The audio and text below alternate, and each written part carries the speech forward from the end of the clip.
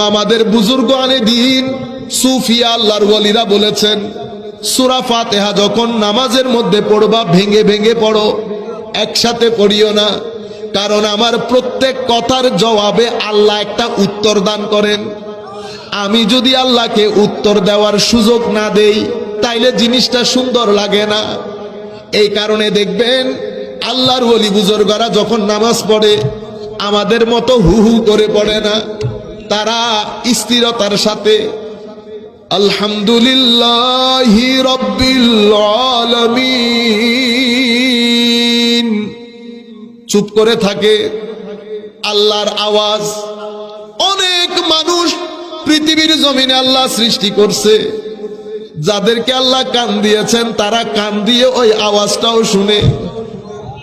আর রহমানির রহিম চুপ করে থাকো, আমার আল্লাহর জবাব আসে মালিকি ইয়াউমিদ্দিন। এই নামাজ যখন হয় হাদিসে পাকের ভাষ্য মতে এটা নামাজ না, এটা মেরাজ হয়। আল্লাহ আর বান্দার মাঝে আজীব এক সাক্ষাৎ। আল্লামা ইকবাল বলছেন, আজা আজল সে তেরি इश्क का एक तराना बनी, नमाज तेरे नजर का एक बहाना बनी। और रोजे आजल থেকে আজান আশেকদের জন্য আল্লাহ পাওয়ার একটা গান, আর নামাজ আশেকদের জন্য আল্লাহর সাথে সাক্ষাৎ করার একটা বাহানা মাত্র। এই জন্য আল্লামা ইকবাল বলছেন, যেই ইমামের নজর নাই এই নামাজও পড়িস না, এই ইমামের পিছনেও যাইস না। তেরে ইমাম বে নজর, তেরে নামাজ বে আসর, ऐसे नमाज से गुजर, ऐसे इमाम से गुजर।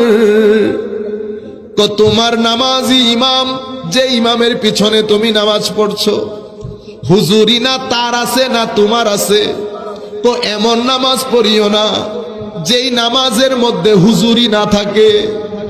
নামাজ সবাই পড়ে কিন্তু নামাজের মধ্যে বিয়াদবি করিও না। এই জন্য সুফিয়ায়ে কেরাম বলছেন, কিছু নামাজি আছে মুকাররব। এরা কারা? তো এরা যখন যাই নামাজের মধ্যে থেকে আল্লাহু আকবার বলে, এই ব্যক্তিও নামাজে, এই ব্যক্তির ভিতরও নামাজে, মনও নামাজে।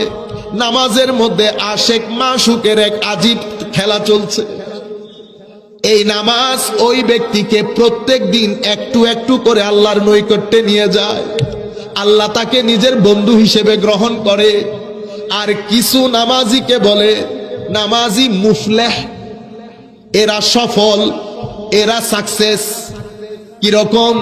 কোরআনে পাকের মধ্যে আমার আল্লাহ বলছেন, কদ আফলাহাল মুমিনুন আল্লাযীনা হুম ফি সালাতিহিম খাশিউন।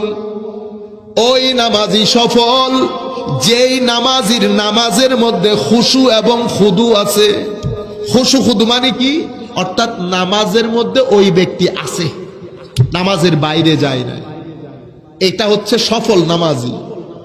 নামাজি মাজু এরা কারা?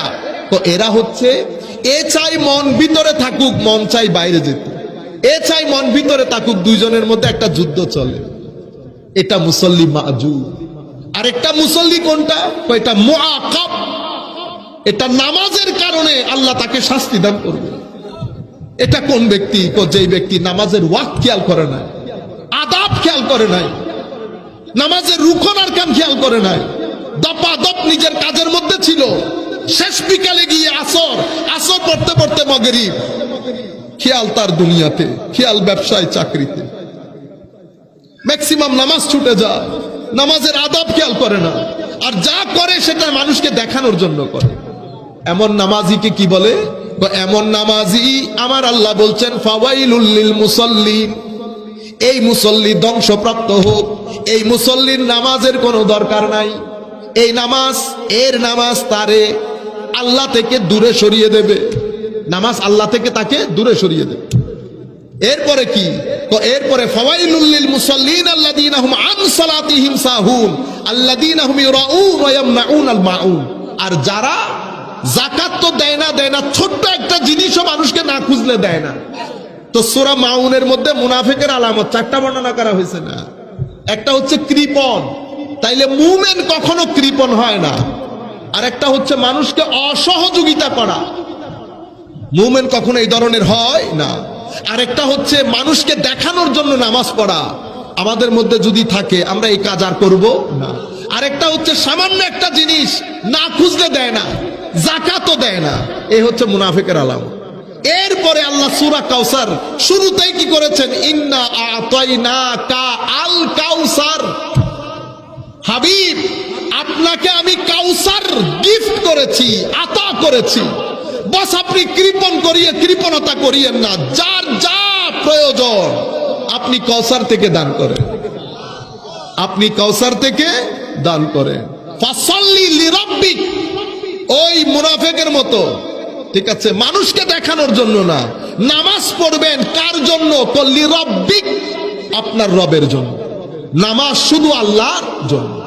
ওয়ানহার, তো এ তো ছোট্ট একটা জিনিসও না খুঁজলে দেয় না। ওয়ানহার, যা কিছু দিয়েছি আল্লাহর রাস্তায় কুরবানি করে দেয়, যা কিছু দিয়েছি আল্লাহর রাস্তায় কুরবানি করে দেয়।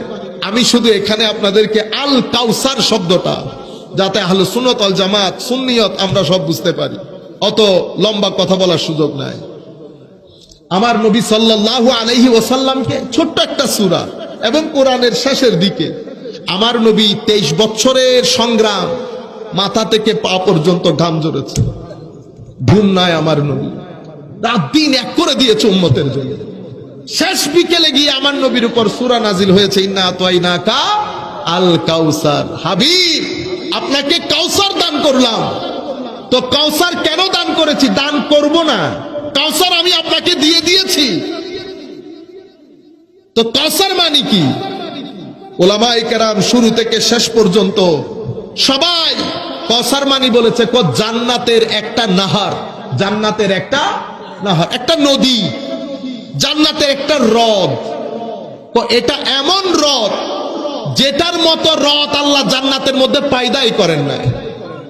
সবাই এই হ্রদ থেকে খাবে, সব জায়গার পানি এই হ্রদ থেকে বের হয়।